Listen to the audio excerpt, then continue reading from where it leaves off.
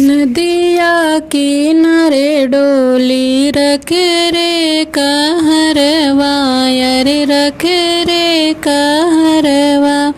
अरे मम्मी मिलन हमें जाबे रे ललनवा, अरे मम्मी मिलन हमें जाबे रे ललनवा। मम्मी जो रोई रोई फटेला कर जवा, अरे फटेला कर जवा।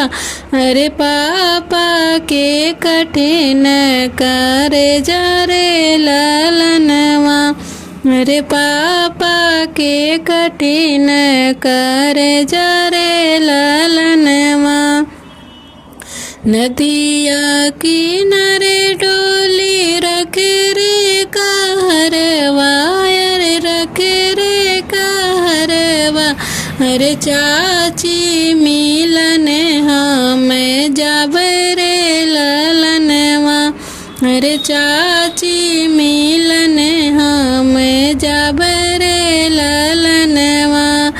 चाची को रोई रोई फटेला कर जवा, अरे फटेला कर जवा।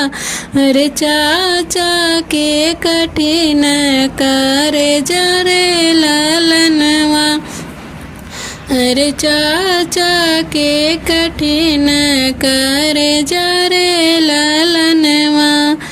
नदिया किनारे डोली रखे रे कहरवा, अरे नदिया किनारे डोली रखे रे कहरवा।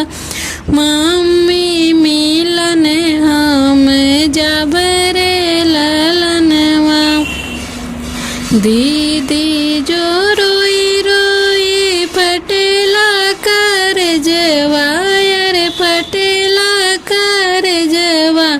अरे भैया दो भैया के कठिन करे जा रे ललनवा, अरे भैया के कठिन करे जा रे ललनवा।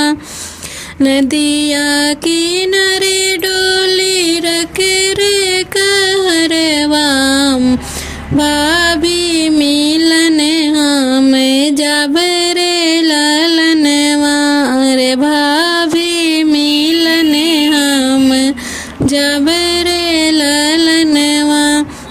भाभी के रोई रोई फटेला कर जवा, अरे फटेला कर जवा।